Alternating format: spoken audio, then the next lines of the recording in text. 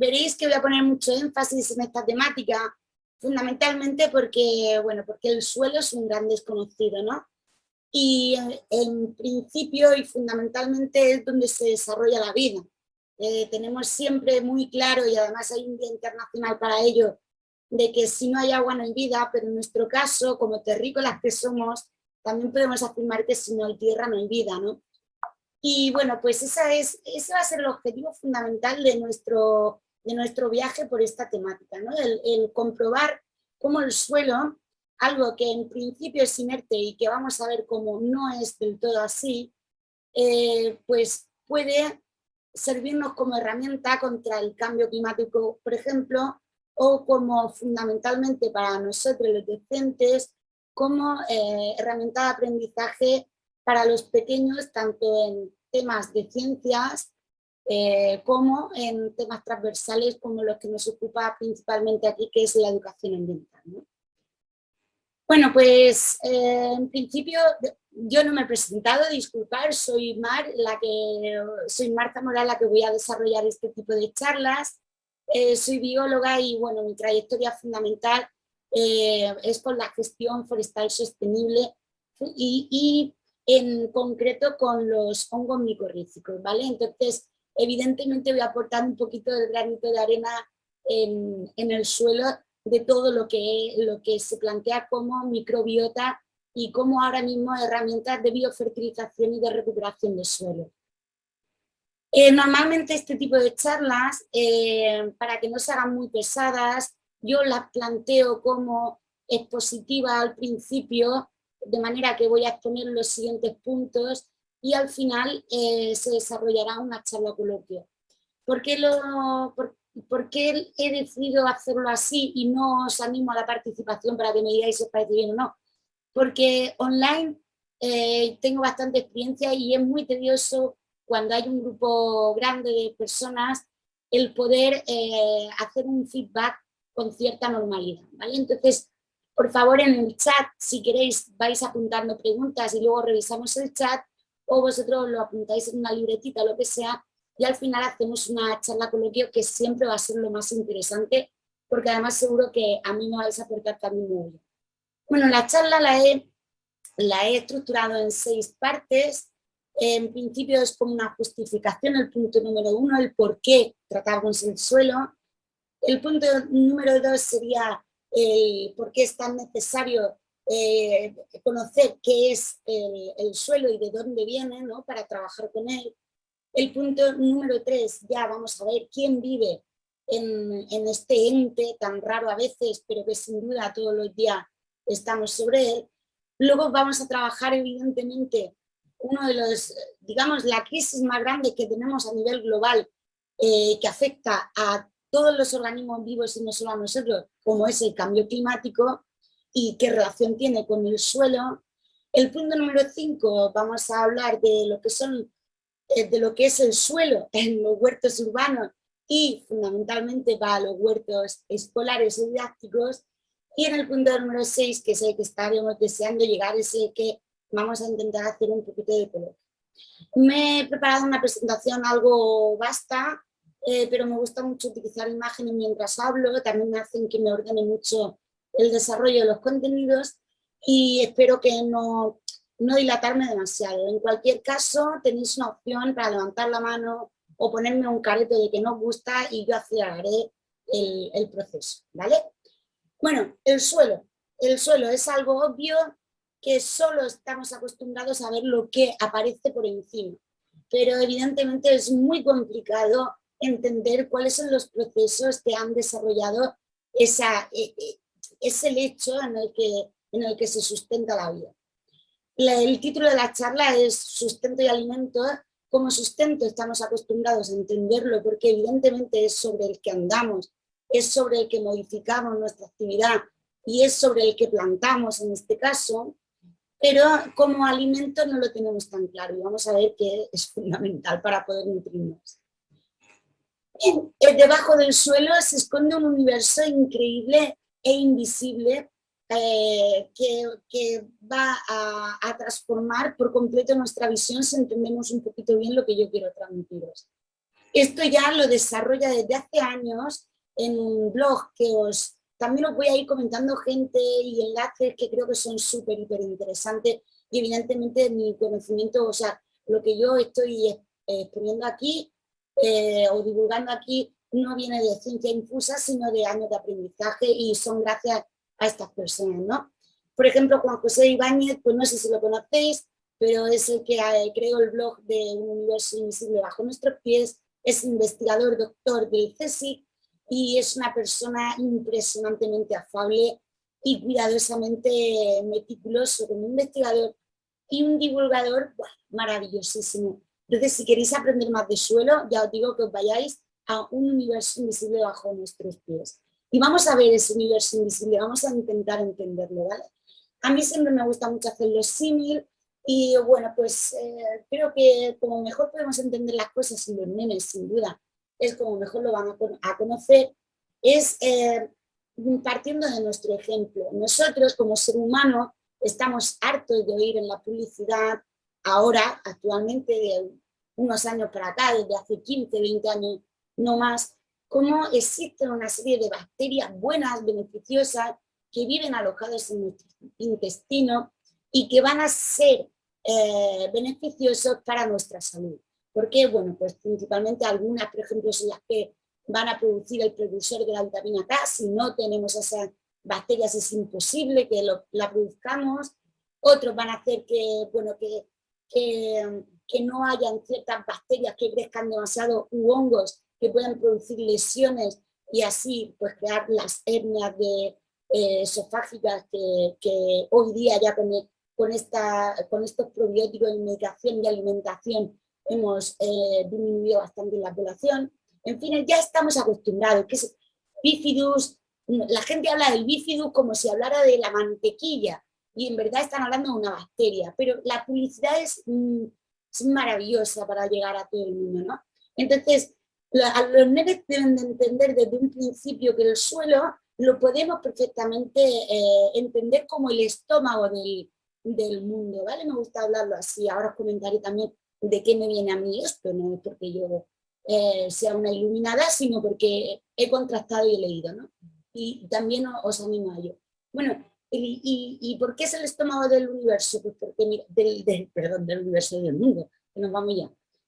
Pues porque en el suelo es donde van a cohabitar una serie de microorganismos que no se ven, que van digamos, a intervenir en toda lo que es la productividad de la tierra, en los productores primarios, evidentemente, y así, consecuentemente, en las siguientes cadenas alimentarias.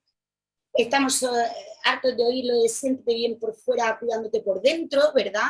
Yo no quería poner ninguna marca, pero bueno, el cantero de Letour, quien no lo conozca, pues por favor conocerlo, porque además son locales y ecológicos y maravillosos, del mismo pueblo que Rosalén. Prodefen, pues yo creo que casi todos los pediatras del mundo han recetado durante estos últimos años este probiótico que parece ser que es maravilloso y evidentemente cuando estamos tomando antibióticos o los nenes tienen defensas bajas, es lo mejor para prevenir cualquier tipo de alteración en el organismo. Bien, esto de compararlo como el estómago de la tierra, el suelo, y ahora entraremos un poco más en materia, pero me gusta despertar el interés antes de trabajarlo.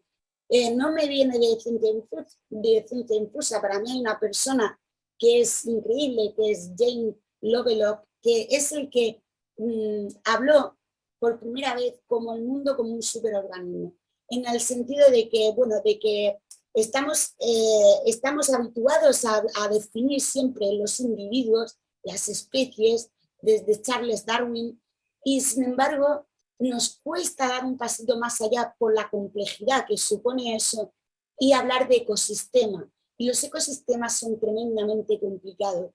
Además, se rigen por mecanismos totalmente diferentes a lo que podemos entender como individuo. El individuo es algo que nosotros etiquetamos para poder estudiar, pero realmente un individuo solo en la Tierra no podría sobrevivir. Por tanto, la hipótesis Gaia nos dice de alguna manera que la ecología o el estudio de los organismos el estudio de la tierra, el estudio de todo lo que existe en nuestro hábitat, es totalmente holístico. Esta persona no es doctor del CSIC ni es nada, es. Lo que pasa es que el hombre tendrá ya como 100 y pico años si no se lo ha llevado al pobre la COVID. Espero que no. Es un naturalista impresionante y bueno, pues un científico autodidacta. Y hoy día eso es como negativo, pues esta persona da, pues es increíble leer cosas de este hombre y de la hipótesis Gaia. Bueno, que no se creen esto, ¿verdad? Porque es un poco complicado y sobre todo para los niños es muy difícil quizá que lo entiendan. Evidentemente esto es como hablar de fractales en física. Pues vamos a definir qué es suelo y vamos a ir intentando entenderlo poco a poco. Vale, depende de la persona que le preguntemos, el suelo lo podemos definir de una u otra manera. Si es un geólogo o una geóloga, pues es lo que es la roca pulverizada hecha añicos que recubre casi la mayor parte de la superficie terrestre, lo que no recubre el mar, aunque por debajo también tenemos este tipo de roca pulverizada, ¿no? Este tipo de roca pulverizada, según los geólogos, pues proviene de varios sitios, de varias zonas. Proviene de la roca madre y esto es fundamental para entender por qué una huerta funciona de una manera aquí en Murcia y por qué una huerta en Asturias funciona de otra manera, ¿no? Aparte de que en Asturias llueve mucho más. La roca madre pues va, por ejemplo, a modificar el pH del suelo y unos parámetros físicos que son importantísimos para, como veremos ahora, el aparato digestivo del suelo, ¿no? Esa microbiota.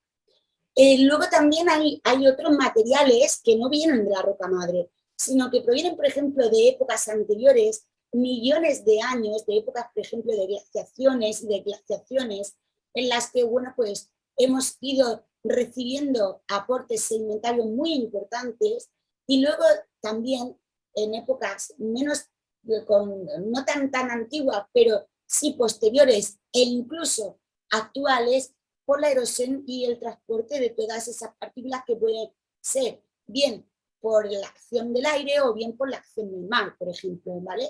Del agua. El aire, por ejemplo, hace poco lo sufrimos. Digo sufrimos entre comillas, claro, somos una sociedad cómoda. Y eso de que se nos llene la atmósfera de calima y que los coches se nos ensucien de barro, es horroroso, la verdad es que sí, es horroroso. Pero es increíblemente beneficioso para el global de la fertilidad del suelo, porque es donde se están intercambiando minerales, ¿vale? Esa tierra que nos viene, en este caso de nuestro continente hermano, África, es una tierra tremendamente fértil para nuestros suelos presentes y futuros. De la época de los glaciares, pues fijaos, tenemos solamente por comentaros, porque a lo mejor, claro, es que lo del glaciar, pues nos están vendiendo ahora también mucho con el cambio climático y quizá no lo llegamos a entender del todo. ¿Tenemos glaciares en España? Sí, tenemos uno precioso, el de Monteperdido, en los Pirineos, Pirineo Aragonés, pero lo vamos a perder. De hecho, está ya muy crítico, ¿vale? Aquí tenéis la lengua glaciar y estas serían las morrenas glaciares. Esto es toda la piedra que ha socavado el glaciar. Imaginaos una lengua tremenda de toneladas y toneladas de peso de hielo que fricciona y que empuja toda ese material de roca al suelo, ¿vale? Todo ese suelo ya luego se irá también, pues irá viajando gracias a los agentes de transporte como el agua, el viento, etcétera, etcétera, ¿vale? O sea, sé que los glaciares han sido muy importantes también en este transporte. Bueno, el suelo desde un punto de vista más biológico, desde una bióloga o una ingeniera agrónoma, pues podríamos decir que la parte más importante y fundamental es el humus. Y ahí ya estamos hablando de otra cosa, porque ahí estamos hablando de un porcentaje pequeño, pero como casi todo en la vida, enormemente importante, que es donde solamente es posible que se desarrolle la vida. Y fijaos, el humus proviene además del desarrollo de esa vida, o sea que es algo complejo de entender. Existen un montón de documentación, bibliografía, fuentes que podemos consultar para todo esto que estoy intentando desarrollar de una manera rápida, porque si no se va a hacer demasiado eterno, lo podáis masticar un poquito más. Por ejemplo, aquí tenéis un blog, este es un ejemplo de un blog que han realizado Camila Lizano y otra compañera que son estudiantes de ingeniería ambiental. Y pues es un blog maravilloso. Y de forma totalmente altruista están metiendo un montón de contenido que está muy bien, ¿vale? ¿Qué es la parte esa viva del suelo, ¿no? ¿Qué importancia puede tener? Pues mirad, la importancia que tiene la parte viva del suelo es justamente la parte que va a tener más influencia con nuestros cultivos, ¿vale? Y bueno, pues aquí hay una imagen que me ha gustado muchísimo bueno, que de alguna manera plasma esa complejidad que puede haber en un suelo, ¿no? Que existen un montón de organismos, aparte de los vegetales que están desarrollando también el suelo, y ahora lo veremos, pues hay hongos, hay artrópodos, hay un sinfín de animales y de microbiota que no se ve a priori, que van a estar descomponiendo esa materia inorgánica que aparentemente no hay quien le hinque un diente para transformarla en una materia asimiladora o que puede ser asimilada por las plantas, que son nuestros productores primarios. Vale, y si le preguntamos a los niños, qué importancia tiene el suelo, evidentemente para mí es tan importante lo que pueda opinar un biólogo, como una ingeniera agrónoma, como una geóloga, la importancia que tiene el suelo para nuestra vida, que al fin y al cabo es lo que nos importa como especie individualista, ser humano que somos. Entonces los niños tienen aquí mucho que decir. Debemos intentar siempre respetar lo que a los niños les hace felices para que su desarrollo cognitivo sea perfecto. Cada vez más colegios están dejando tierra suelta o construyendo areneros para que los nenes puedan hincar las manos en el suelo. Y esto es positivo para su desarrollo cognitivo. Por algo será. ¿Vale? Entonces, ¿qué es el suelo? Pues es un elemento también fundamental para el desarrollo de los niños. Y bueno, esto evidentemente yo creo que es obvio, pero lo vamos a recordar, ¿no? Que el suelo está constituido por una serie de elementos que hemos recordado un poquito cuáles eran los más conocidos, pero también hay que tener en cuenta dos que hay y que son fundamentales y que, fijaos, que forman la mitad de la importancia o de los constituyentes de un suelo. Bueno, este es un suelo tipo. Evidentemente hay suelos que tienen más, menos contenido en materia orgánica, inorgánica, etcétera, etcétera, ¿vale? Pero el aire y el agua es fundamental en la composición global del suelo. O sea, el aire no solo forma parte de la atmósfera, sino que también está contenida en el suelo, y el agua, idem. El agua es un vector importantísimo y catalizador de todas las reacciones que se van a desarrollar biológicas en el suelo. Y el aire también, que es el que transporta oxígeno.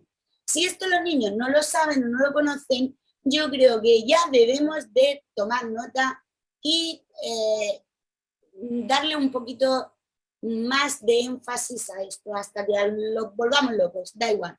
Pero ellos tienen que ser capaces de saber que el suelo no es solo piedras y arena, ¿vale? Sino que en el suelo viven microorganismos que son importantísimos, que hay aire, debe de haber agua también, ¿vale? Y hay materia orgánica en descomposición, eso es fundamental para que crezca la vida. Esto en un huerto lo debemos desarrollar. No solo tenemos que saber que una lechuga tiene varias variedades comerciales o que nuestra autóctona es la más sabrosa del lugar, sino que nuestro suelo tiene unas particularidades, necesita agua, necesita mimos, necesita que lo cuidemos para que esa lechuga autóctona pueda realmente ser un recurso maravilloso.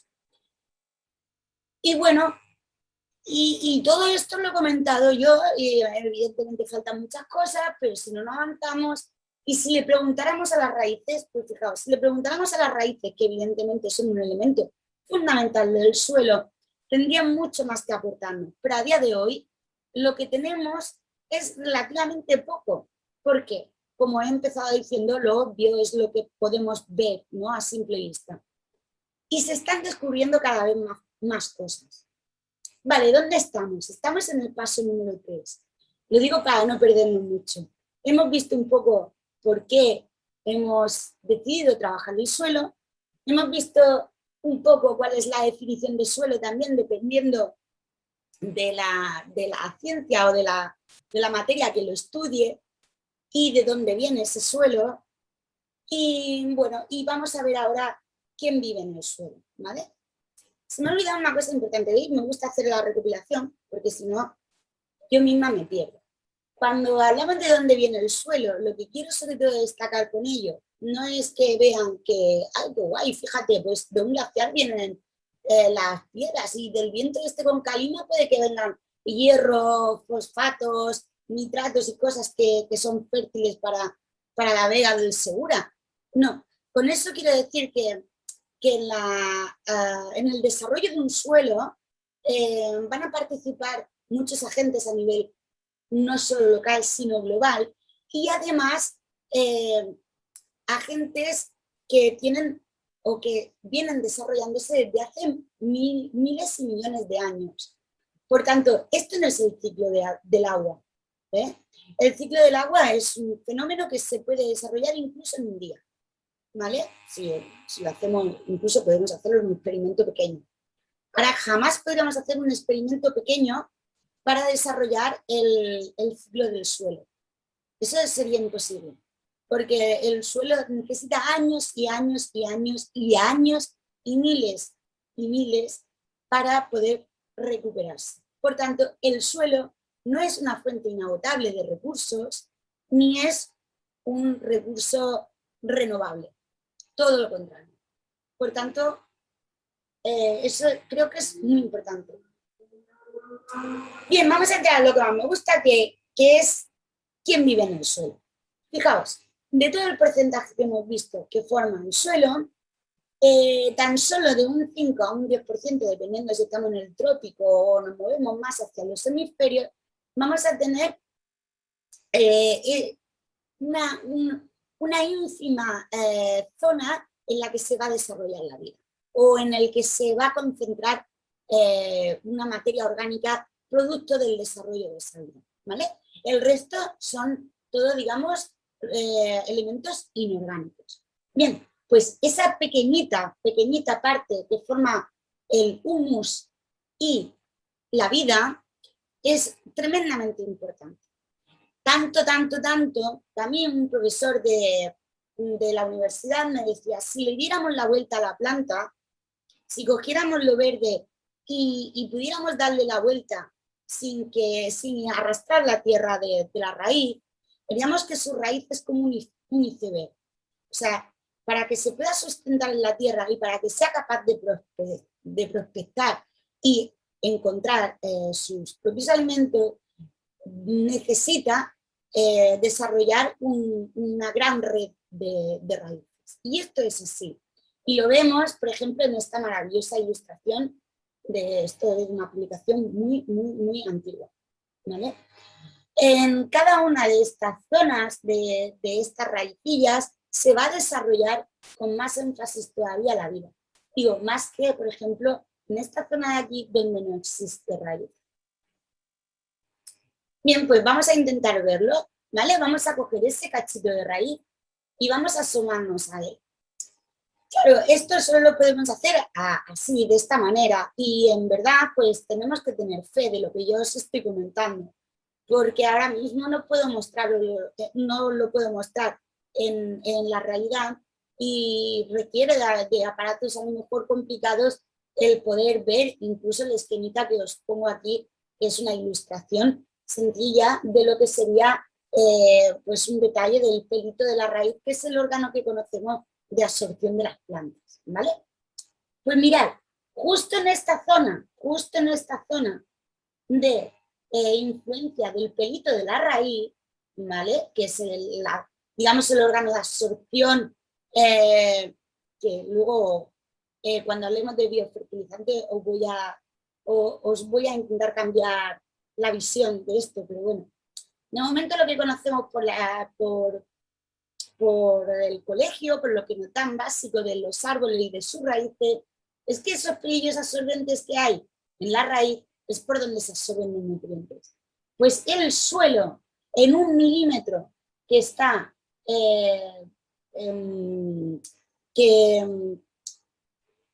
que está relacionado íntimamente con esa raíz, ¿vale? Que está próximo a la raíz, es donde se encuentra la mayor explosión de vida que pueda haber en cualquier ecosistema que podamos estudiar. Y a eso lo conocemos como rizosfera. A ver, que no me vaya. No. Creo que me perdona. Y a eso lo conocemos como rizosfera, ¿vale? ¿El qué conocemos como rizosfera? Pues ese milímetro tan solo del suelo que está conectado directamente con la raíz. Mirad, aquí yo no sé si se va a ver bien, os he puesto un vídeo sobre otro, en el que, bueno, pues, claro, lo que intento ver, o lo que intento que veáis en este vídeo, es cómo, a medida que se va desarrollando la raicilla, ¿veis? Se va desarrollando la raicilla, los vegetales, ahora, los vegetales en sus raíces son capaces o van a excretar una serie de compuestos químicos que de alguna manera van a aglutinar a esos microorganismos. Digamos que son como azúcares, ¿vale? Aunque es mucho más complejo. Son una sustancia que va a atraer a esos microorganismos. ¿Y por qué quiere atraerlos en la raíz? Pues ahí está el kit de la cuestión, ¿vale? Esto se ha conocido relativamente hace poco y actualmente, aparte de la COVID y de otros problemas sanitarios tan grandes, es objeto de muchísimas investigaciones y de numerosas tesis, ¿no? Y esta que en concreto os comento es del 2018. Resulta que esos exudados vegetales aglutinan microorganismos y hay entre esos exudados unos en concreto que se les llama ácidos fenólicos. Esto, pues disculparme, esto es simplemente, pues si queréis retenerlo, porque si no, no hace falta. Los nenes, por ejemplo, se les diría, pues dentro de todo eso que sueltan las raicillas, que es como un caramelo para los bichitos buenos, pues hay caramelos que son básicos para algunos que la planta quiere sí o sí, porque si no, sin él no moriría. Por ejemplo, pues el microorganismo que va a fijar el nitrógeno en las leguminosas necesita que la planta cuando germina le dé un chupachups. Y así, de esa manera, esa bacteria fijadora de nitrógeno va a ir atraída por el chupachups, se va a quedar porque ya la planta le va a generar siempre chupachups y ella aparte le va a dar nitrógeno, ¿vale? No sé si así lo entendéis. Pues eso es el ácido fenólico. Son sustancias específicas. Dentro de los caramelos, pues hay diferentes modalidades y dependiendo del niño o del microorganismo, van a gustarle más uno que otro, ¿no? Estos microorganismos beneficiosos se encuentran en el suelo, al igual que otros que no son nada beneficiosos, evidentemente. Esto es como todo, ¿vale? Esto es como lo que se ve fuera. Hay animales que son simbiontes positivos o comensales o mutualistas, y hay otro grupo de animales que son patógenos que pueden producir grandes plagas e incluso pueden hacer que enfermemos, infecciones, etc. Pues en el suelo ocurre lo mismo con las plantas. Hay microorganismos que van a ser muy beneficiosos para ellas y otros que van a ser bastante chungos, ¿vale? Si me permitís que hable así. Entonces, fijaos, ¿qué va a hacer la rizosfera? Acordaros, la rizosfera, la zona de influencia entre el suelo y la parte donde el vegetal absorbe para apoderarse de todos los buenos y renunciar o intentar evitar a los malos, ¿vale? Pues estos caramelos específicos que os digo son los que van a traer a los bichitos buenos los ácidos fenólicos. Y esto es lo que se ha publicado hace, bueno, relativamente, no, hace ya 4 años, en 2018, ¿vale? Y estos, que serían los malos, se quedan totalmente fuera del sitio. ¿Nos acordamos del intestino? Ahora lo pondré otra vez para recordar, ¿vale? Esto es lo mismo que el bifidus. Si yo alimento mi estómago con un yogur, con un pH determinado y bla, bla, bla, bla, bla, voy a atraer a una serie de bacterias que van a ser beneficiosas para mi tracto intestinal, para poder digerir bien los alimentos, procesarlos bien, sin tener una serie de síntomas que pueden complicarme incluso la salud. En la planta ocurre lo mismo, ¿vale? Y de esa manera van a desplazar aquellos bichitos que, por ejemplo, pueden producir una úlcera de estómago, ¿vale? Estos bichos, por ejemplo, podrían provocar pues, un problema en el desarrollo de la raíz de la planta, podrían ser incluso patógenos y desarrollar enfermedades fitosanitarias, etcétera, etcétera, ¿vale? Por tanto, la rizosfera actúa como el sistema inmune de la planta. Y esto lo podemos entonces catalogar perfectamente porque la raíz se desarrolla en el suelo y porque los microorganismos están contenidos en él, en que el suelo es la inmunidad de nuestro sistema alimentario, ¿vale? Esto es como decir que si nos cuidamos bien por dentro, estaremos bien por fuera. Volviendo al inicio de la presentación, ¿vale? Cada vez hay más paper, cada vez hay más comunicaciones, cada vez los médicos apuestan más por una alimentación saludable porque es lo que da la clave de una inmunidad mucho más reforzada y por tanto personas con resistencia a tener enfermedades degenerativas o enfermedades por infecciones contagiosas, ¿no? Bueno, infecciones, perdón. Vale, pues aquí tenemos a nuestra bacteria chunga que se ha quedado fuera y los pequeños buenos se han quedado dentro, ¿vale? Y para complicar un poquito más, rizar el rizo y que a modo de introducción o continuidad de lo que daremos en la próxima charla, os comentaré también que aparte de la rizosfera, ya hace bastantes años que se le ha dado la importancia que tienen a estos organismos que realmente pues parece que solo producen enfermedades, los hongos o intoxicaciones, cuando son fundamentales en el suelo, ¿vale? De hecho, son tan importantes que mi profesor de micología, el gran catedrático Mario Rubia, decía que las plantas no tienen raíces, tienen micorrizas.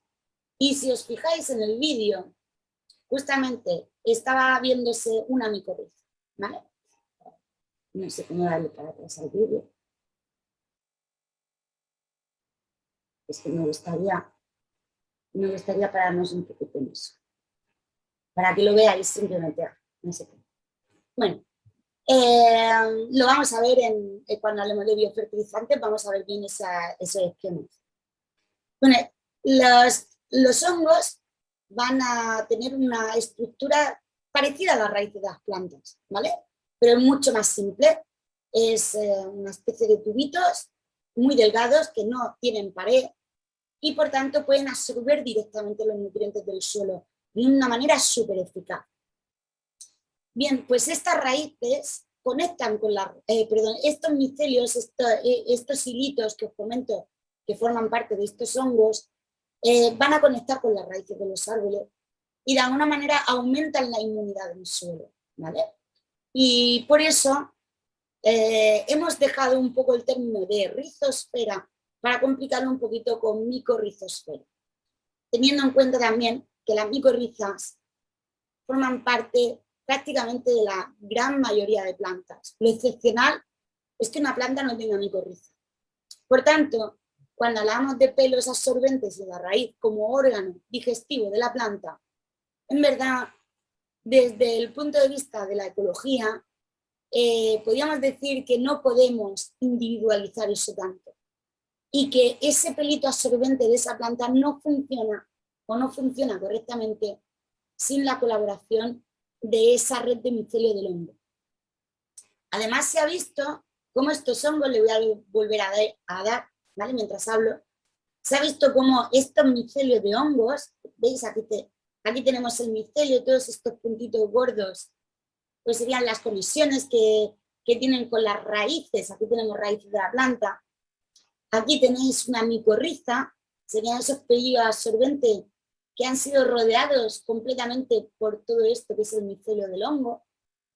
Bueno, pues se ha visto cómo, además de eso, este micelio conecta plantas con otras plantas, de manera que se forma una inmunidad de grupo, tanto que escuchamos ahora lo de inmunidad de grupo.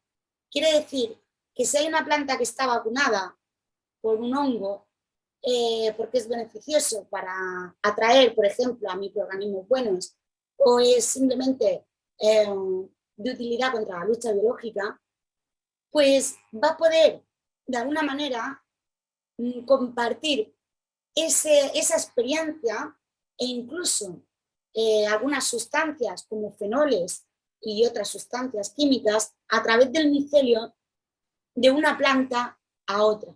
De manera que se genera una red de redes de comunicación que es como, digamos, el internet del ecosistema terrestre, ¿vale? Esto lo podemos ver como en este vídeo que se ve súper bien, que es de la BBC, ilustrado en un bosque, porque evidentemente los árboles son más fáciles para estudiar este tipo de interacciones al ser bueno, pues más fáciles de localizar, más vivaces, etcétera, etcétera, para hacer el estudio. Esto se puede perfectamente reflejar en nuestro pequeño ecosistema huerto, ¿vale? Quiero decir, esos hongos van a estar ahí también y van a participar en esa inmunidad de grupo, ¿vale? Y bueno, pues este también es un esquema que me gusta mucho poner, que es simplemente para que veáis en la parte del iceberg que no vemos de las plantas y esa conexión que se plantea, que existe además, porque se han hecho pruebas con marcadores, con isótopos de carbono y todo, o sea que esto está publicado y esto es real, esto no es que te lo creas o no te lo creas, esto es así. Y bueno, pues incluso se ha planteado como árboles o plantas vivaces que ya tienen un desarrollo temporal en el ecosistema, pues pueden ayudar a otras a sobrevivir, ¿vale? Le han llamado la hipótesis de la planta madre. Por eso también hay veces que es muy bueno en los huertos dejar, aunque sea una serie de vegetales que siempre mantengamos de forma de forma continuada en el tiempo, porque en sus raíces vamos a promover un reservorio, una reserva de todos estos hongos y microorganismos que van a ser beneficiosos para la inmunidad de nuestro huerto. Bueno, dentro de poco hacemos KitKat para resumir y que lo entendamos bien. Porque yo a lo mejor me emociono, digo muchos tecnicismos, digo cosas que a lo mejor no se entienden bien. Pero imagínense que ese micelio del hongo que hemos representado aquí, pues con estas estructuras, ¿vale? Son como el internet de las plantitas que están creciendo y van avisando a modo de señales acústicas, aunque no sea así, son químicas, al resto de microorganismos y plantas que crecen en la zona donde se está desarrollando nuestras plantas en el huerto, ¿vale? Esto ocurre, esto es así. ¿Qué debemos hacer? Pues potenciar que se desarrolle este sistema digestivo, esta inmunidad en nuestro huerto, ¿vale? Aquí os he puesto otra vez la ilustración, aquí ya me paro un poco, entiendo que aquí pueden haber dudas, una pena que quizá no hayáis podido participar todos los que quisierais por problemas de conexión. Vamos a intentar hacer todo lo posible para que en la próxima no ocurra esto. Y bueno, pues aquí simplemente os he puesto la referencia de la publicación donde pues se publicó todo esto que he comentado de la inmunidad del suelo. Son de lo mejor que hay ahora mismo en estudios de microorganismos del suelo y está todo contrastado y publicado, ¿vale? Y bueno, pues nada, hacer mención, resumiendo esto que hemos comentado, pues poniendo el ejemplo y el símil de nuestro estómago, ¿vale? Que siempre va a ser para los nenes como más fácil de entender. Aunque está claro que el suelo es como una losa un poco en nuestro currículum. Cuando tenemos que hablar del suelo es como, no, eso para los geólogos, eso para los geólogos. Incluso a los que estudiamos o hemos estudiado biología, disculpa, nos ha costado siempre un poco entender el comportamiento del suelo y sobre todo de la microbiota que vive en él, ¿vale? Así que no os preocupéis si os asustáis un poco de primera, pero para nada mi intención, al contrario, es llamar la atención de que el suelo puede ser tremendamente útil como herramienta para educar y para concienciar de lo importante que es salvaguardar la fertilidad de nuestro suelo, ¿vale? Y espero que realmente con esto, pues de verdad os creáis lo del superorganismo, porque esto sí que es verdad que no está contrastado, no es una investigación que se haya publicado de una gran universidad como la de Berkeley o bueno, no. Es una hipótesis, la hipótesis Gaia es una teoría en la cual pues hay mucha gente. Ahora mismo también estuve viendo que hay un físico que está apoyando la tesis, la hipótesis Gaia, a través de una serie de ensayos que está haciendo, ¿no? Entonces, bueno, es una hipótesis tan sumamente tosca y grosera que es difícil de desarrollar a pequeña escala, ¿vale? Pero en verdad, por ejemplo, si algún físico o matemático está oyendo esto, pues seguramente al hablar de fractales lo entendáis un poco mejor. Simplemente viene a decir Gaia con esta hipótesis que el mundo es realmente complejo. No podemos individualizar a los organismos, sino que estamos en un continuo de relaciones. Y eso pues va a crear una dependencia. Por tanto, no podemos seguir haciendo lo que hasta hoy estamos haciendo. Y es desconectar por completo ecosistemas de otros, bueno, y aislar de una forma radical pues poblaciones naturales, de poblaciones agrícolas, de poblaciones urbanas, etcétera, etcétera. Porque al final esto nos repercute a nosotros mismos. A mí me ha pasado con los nenes de hablar de temas tan duros como el suelo y claro, evidentemente cada uno en su etapa curricular va a poder adaptar lo que es el suelo o la importancia de la vida en el suelo de una manera u otra. Por ejemplo, en primaria, en la primera etapa de primaria, que es donde está mi hija y donde más estoy aprendiendo con ella, es fascinante ver cómo hablar con ella de lo que es el suelo, montar un pequeño terrario que pueda observar cosas que a priori no se pueden observar desde arriba, y luego en representaciones artísticas espontáneas te lo ilustra, ¿vale? Y entonces es maravilloso ver que sí que lo entienden, desde su percepción, pero ya pisan el suelo de otra manera. Y yo no recuerdo haber dado esto en el colegio de joven o de pequeña. Nuestros vegetales son felices si viven en un entorno favorable y saludable. Eso está claro. Y si ellos son felices, evidentemente nosotros estamos. Vamos a ver ahora un poquito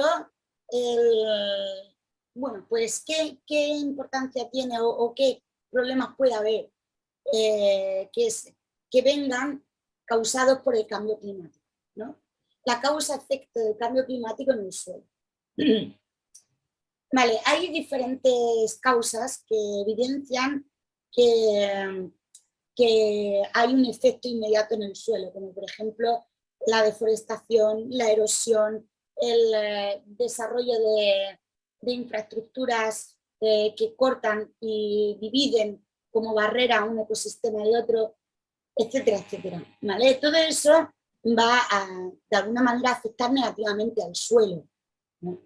Y bueno, pues desde la FAO, por ejemplo, desde la Organización de las Naciones Unidas para la Alimentación y la Agricultura, ya desde hace tiempo se está poniendo bastante énfasis en esto. O sea, que no es algo tampoco que por nuestra naturaleza de educadores ambientales o de, bueno, o de que queramos lograr la transición ecológica, pues nos hayamos inventado o queramos ponerle mayor importancia. No. El cambio climático se ve, se observa en el suelo, tiene unos efectos súper negativos y de alguna manera hay que cortarlo ya. Fundamentalmente, teniendo en cuenta lo que ya había comentado anteriormente, y es que el suelo no es un recurso inagotable, al contrario, es un recurso que necesita tantísimo tiempo para recuperarse que en nuestra vida no lo vamos a poder recuperar. En nuestra vida y quizás en la de nuestra especie. ¿Vale? Por tanto, hay que poner ya remedio. Hay que ir sembrando para hacer las cosas de otra manera y hacerlas mejor.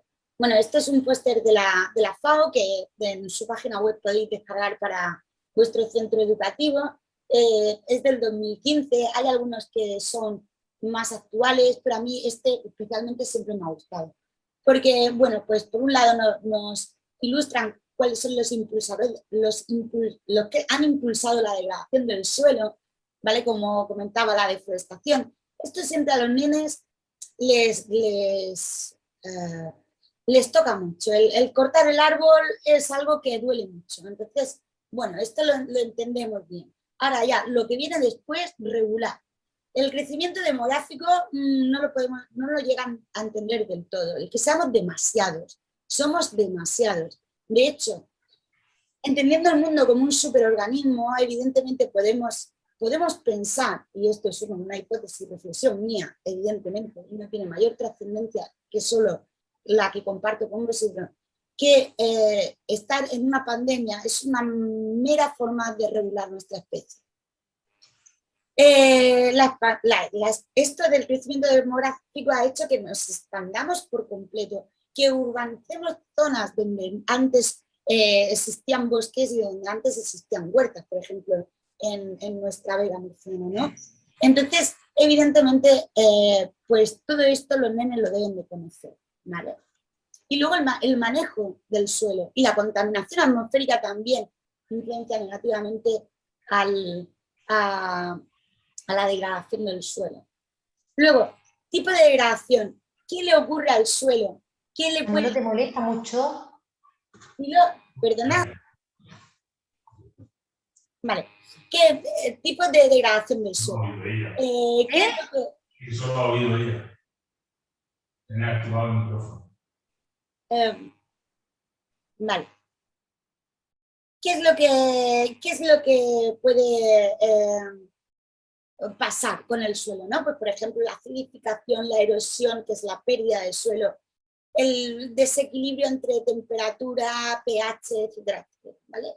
Esto ya es un poco más complicado de entender para los niños. Pero también se pueden entender además haciendo ejercicios súper bonitos, maquetas y otras cosas que les ayuden a entenderlo bien. Y bueno, pues, ¿cuáles son las consecuencias de esta degradación? Pues mirad, son consecuencias directas que van a influir en nosotros, directamente. Como por ejemplo, la falta de agua, ¿vale? El que haya una inseguridad alimentaria o nutricional. Actualmente hay inseguridad alimentaria.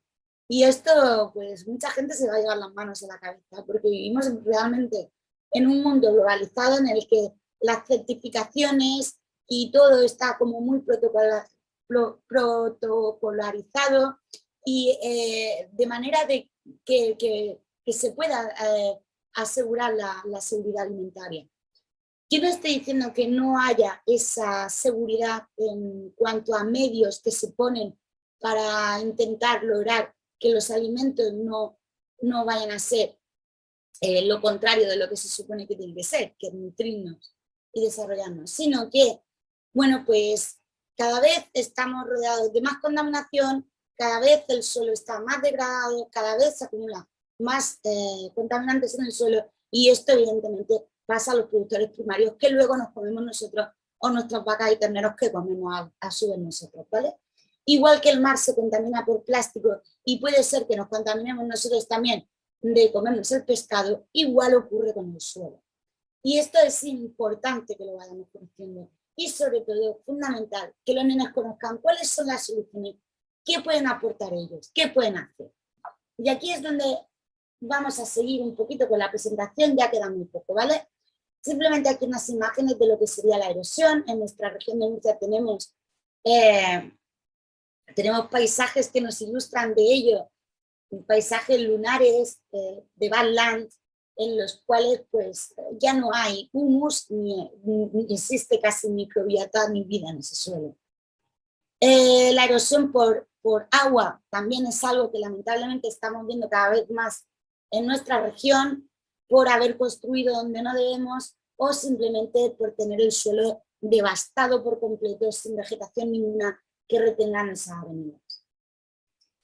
El cambio climático lo que produce y que también va a conllevar negativamente al desarrollo de nuestros suelos presente y futuro, va a ser la temperatura y el pH. Si se cambia la temperatura, el pH también, y por tanto los organismos que en él cohabitan va a cambiar, y eso va a hacer que la inmunidad de nuestras plantas cambien y evidentemente que el desarrollo de las plantas. Tenía por aquí una cosa que me ha encantado de una de las publicaciones, que ya se me iba a pasar, que decía, bueno, aquí una de las cosas que dice que un solo gramo de tierra contiene decenas de miles de especies microbianas, decenas de miles de especies en un gramo de tierra, ¿vale?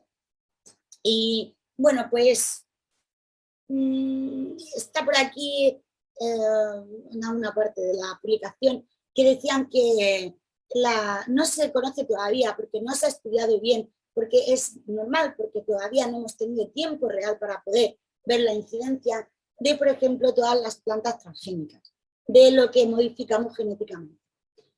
Si modificamos genéticamente una planta para hacer que el tomate sea más gordo, más dulce, con más agua, lo que sea, evidentemente va a haber una modificación de su fisiología, su fisionomía, que de alguna manera puede influenciar en la microbiota del suelo, ¿vale?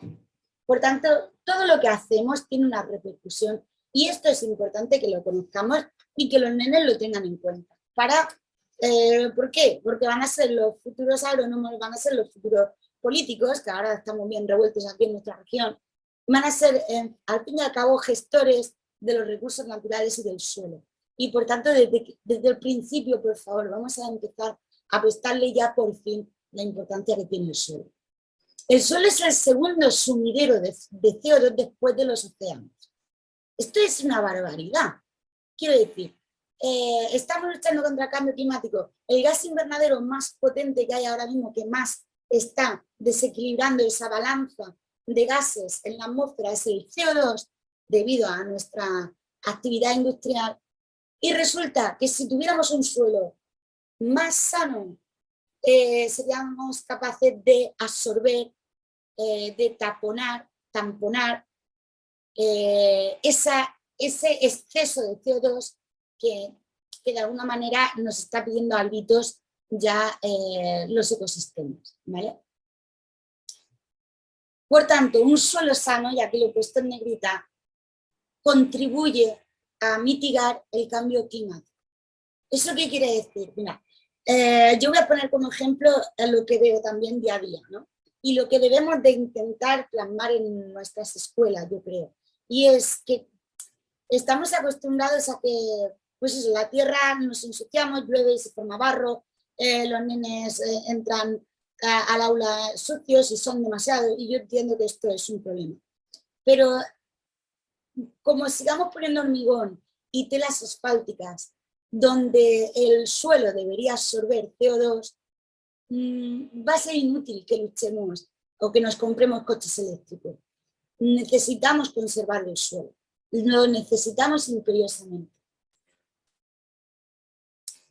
Y para entenderlo un poquito mejor, porque hemos estado hablando de la conexión entre atmósfera y suelo, y sobre todo como el sumidero que es, cuando hablamos de sumidero están las fuentes, que es lo que genera, en este caso el CO2 se genera, vamos a decir, por ejemplo, que se genera por nuestra respiración o por la combustión en general, ¿no?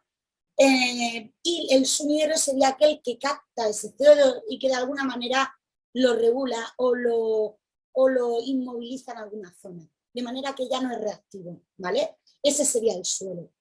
¿Cómo puede pasar esto? Pues fijaos, es que las plantas conectan la atmósfera con el suelo. Son, digamos, el cable de banda ancha de esa conexión.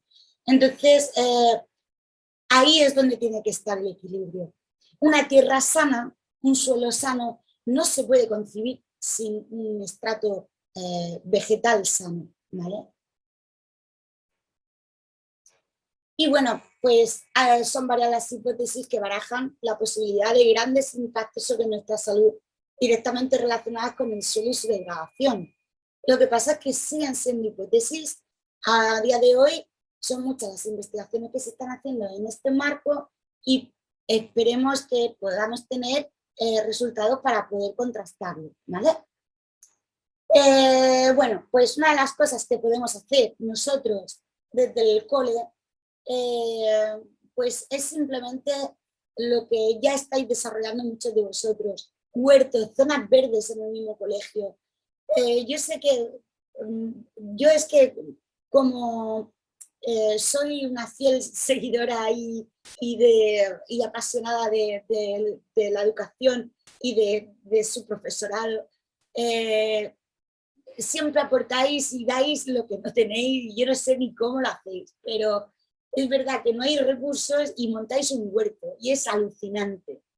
Y desde aquí todo nuestro apoyo a que sigáis haciéndolo, porque no solo aporta un entorno de experiencias para los nenes, sino que estáis mitigando, estáis plantando sumideros de CO2, estáis haciendo que haya una pequeña cubierta vegetal, estáis cuidando esa pequeña parte, esa isla que es tan importante en un ecosistema urbano en el que desde hace mucho tiempo no se ha tenido para nada en cuenta el suelo. ¿Cómo podemos trabajarlo con los nenes en el huerto? Pues de un montón de maneras. Pero mirad, una de las cosas que podemos hacer son acolchados. El acolchado es lo que de forma natural hay en el suelo y que cuando se laborea mucho va perdiendo. Que es, pues, digamos, la parte herbácea, ¿no? Que muchas veces la retiramos simplemente porque no tenemos tiempo de gestionar bien el huerto. Y un acolchado es simplemente pues, poner encima del suelo materia orgánica que ya nos sirva, ¿vale? Evidentemente en un colegio no vamos a tirar basura, no podemos, desde sanidad nos dejarían, entre otras cosas. Pero sí podemos, por ejemplo, utilizar paja, utilizar hojas, utilizar corteza de árbol. Hay muchos coles que vivís muy cerquita del monte, pues, por ejemplo las acículas del pino, en nuestra tierra además, que es súper arcillosa y que es muy básica, las acículas que son las hojitas, la panocha que le llamamos pinocha, que se queda muchas veces en los márgenes del camino después de la lluvia fuerte, todo eso es maravilloso para ponerlo como acolchado en el huerto. Esta es una forma de evitar que llegue la luz directamente al suelo y se sobrecaliente, y también de evitar la evaporación, ese agua que contiene el suelo que no se pierda. Así disminuimos los riegos y aumentamos la microbiota del suelo. Y a los niños les encanta poner acolchado y les encanta recolectar hojas para ponerlas en su huerto, ¿vale? Y bueno, pues ya estamos concluyendo, ya estamos en el paso 5. El suelo en los huertos escolares y urbanos es también un tema que he querido meter en esta espero que amena charla, pero es complejo porque, fijaos, todos los huertos escolares y urbanos, la mayor parte de ellos, no todos, evidentemente, porque hay coles que son rurales o huertos que son rurales, ¿vale? Pero casi todos están desarrollados bajo un lecho de escombros. Y eso ya nos va a dificultar un poquito, ¿eh? Pero por otro lado yo quiero animaros a que la roca madre de nuestro huerto urbano o del cole van a ser residuos.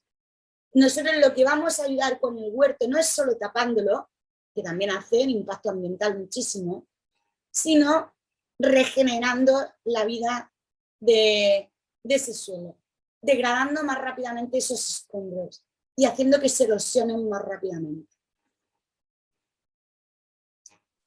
Y debemos de trabajar en ello. Yo creo que un huerto es mucho más que un alimento actualmente. La mayor parte de las personas que vivimos en una sociedad desarrollada como la nuestra, industrializada, no tenemos por qué cultivar nuestros pimientos, pero es una forma de conectar y arraigarnos a la tierra fundamental para respetarla, para conocer de dónde vienen. Y bueno, pues sobre todo también para rescatar cultura, que bien nos hace. La cultura es una herramienta también importantísima para la gestión de todo el desarrollo emocional de un niño, ¿no? Y bueno, pues aquí simplemente deciros que si estáis plantando o si os estáis pensando en poner un huerto o en poner una zona verde en el cole, estáis ayudando a la recuperación y a la biorremediación de los suelos urbanos. Y eso ya es un grano infinito en un mundo casi infinito, ¿no? Yo soy de las que pienso particularmente, también es totalmente mío y lo quiero compartir con vosotros, que las ciudades futuras no se van a parecer a los rascacielos a los que estamos habituados, sino que más bien se van a parecer algo así como lo que está en la imagen, a lo mejor más bonito, a lo mejor más... Pero me da a mí que el suelo y la vegetación es algo que no podemos obviar. De hecho, se llevan semillas a Marte, por algo serán. Y con esto quería acabar con mi petirrojo, que me encanta a mí, que es un animalillo de los que nos visitan al huerto y de los que se comen nuestras semillitas. Y nada, pues preguntarme si queréis algo de lo que hemos expuesto, que nos ha llevado una horita. Espero no haberme dilatado demasiado.